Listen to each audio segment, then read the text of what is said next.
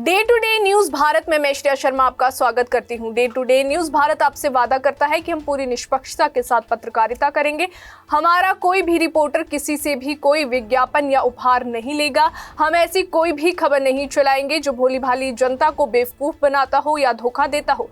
वहीं आपको बता दें कि हम लोकतंत्र के चौथे स्तंभ को और ज्यादा मजबूत करेंगे। प्रधानमंत्री नरेंद्र मोदी मंगलवार को हिमाचल प्रदेश के दौरे पर पहुंचे, जहां उन्होंने राज्य को आपदा राहत के तौर पर 1500 करोड़ रुपए की सहायता राशि जारी की। इस मौके पर प्रधानमंत्री ने आपदा प्रभावित क्षेत्रों का हवाई सर्वेक्षण किया और कांगड़ा में पीड़ितों से मुलाकात भी की। उन्होंने अधिकारियों के साथ राहत और पुनर्वास कार्यों की समीक्षा की। राज्य सरकार ने इस मदद का वे स्वागत किया, लेकिन साथ ही ये भी कहा कि ये राशि पर्याप्त नहीं है। लोक निर्माण मंत्री विक्रमादित्य सिंह ने बताया कि प्रदेश को अब तक करीब 10,000 करोड़ रुपए का नुकसान हो चुका है, जिसमें से अकेले लोक निर्माण विभाग को ही लगभग 4,000 करोड़ रुपए का नुकसान हुआ है। उन्होंने कहा कि हिमाचल में भारी बारिश, भूस्खलन और बाढ़ से कई जिले वे गंभीर रूप से प्रभावित हुए हैं।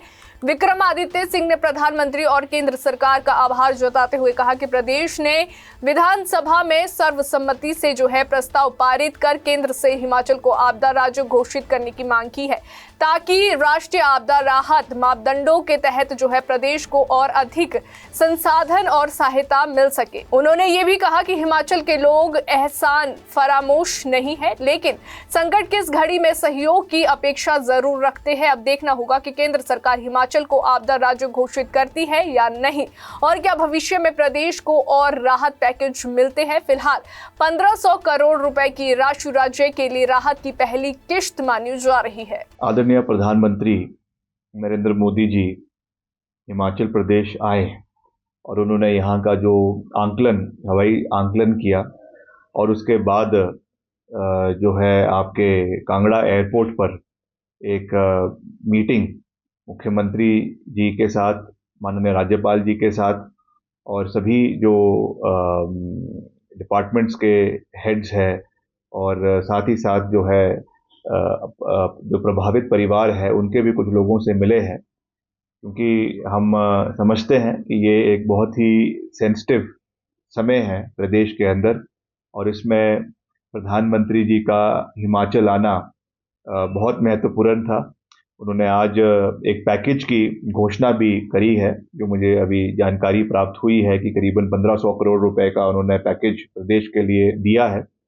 निश्चित तौर से वो प्रदेश में जो गहरी चोटें और गहरी नुकसान प्रदेश के लोगों का हुआ है, उसमें मरहम लगाने के लिए महत्वपूर्ण है। उसके लिए हम केंद्र का धन्यवाद भी करते हैं, मगर मेरा ये भी निवेदन रहेगा कि उनकी जो सेंट्रल टीम्स है वो लगातार प्रदेश का दौरा कर रही हैं।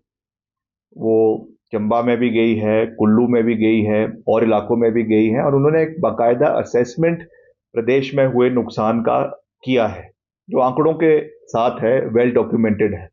इसके साथ साथ प्रदेश के लोक निर्माण विभाग का भी बहुत बड़ा नुकसान हुआ है, जल शक्ति विभाग का बहुत बड़ा नुकसान हुआ है, और लगभग कुल मिलाकर करीबन 4,000 करोड़ का तो केवल नुकसान वो पीडब्ल्यूडी डिपार्टमेंट का है। तो उस दृष्टि से अगर हम देखें, सब विभागों का अगर हम आंकलन करें और प्रदेश में और भी जो इंफ्रास्ट्रक्चर लॉस हुआ है उसका आंकलन करें, तो करीबन 8,000 से 10,000 करोड़ का नुकसान हुआ है। मगर फिर भी आदरणीय प्रधानमंत्री जी ने फौरी रूप से 1500 करोड़ रुपए एनडीआरएफ में एडिशनल प्रदेश को दिए हैं। इसका हम धन्यवाद करते हैं, मगर देखना ये भी इसमें अनिवार्य होगा, क्योंकि अभी ऑफ हैंड ये बात है, मगर इसमें देखना ये भी महत्वपूर्ण होगा कि जो एनडीआरएफ में और एसडीआरएफ में जो ग्रांट्स प्रदेश को, हर राज्य को मिलती है, ये अमाउंट उससे ओवर एंड अबव है या उसी में इसको प्रीपोन करके ये पैसा सैंक्शन करवाया गया है। तो अभी इसके ऊपर, क्योंकि अभी स्थिति सारी स्पष्ट नहीं है, तो उसके ऊपर मेरा कुछ कहना मैं समझता हूं कि उचित नहीं रहेगा।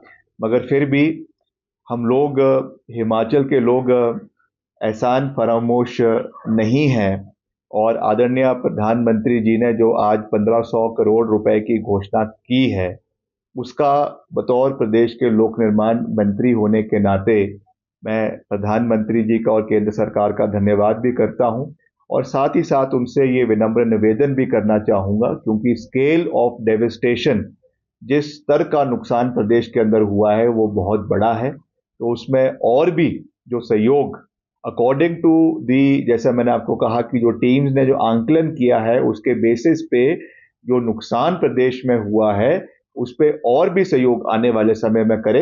मैं समझता हूं कि इस दृष्टि से हमको आगे बढ़ने की आवश्यकता है। अभी के लिए फिलहाल इतना ही। देश और दुनिया की ताजा खबरें जानने के लिए देखते रहिए day to day news Bharat और इस चैनल को लाइक और सब्सक्राइब करना ना भूलें।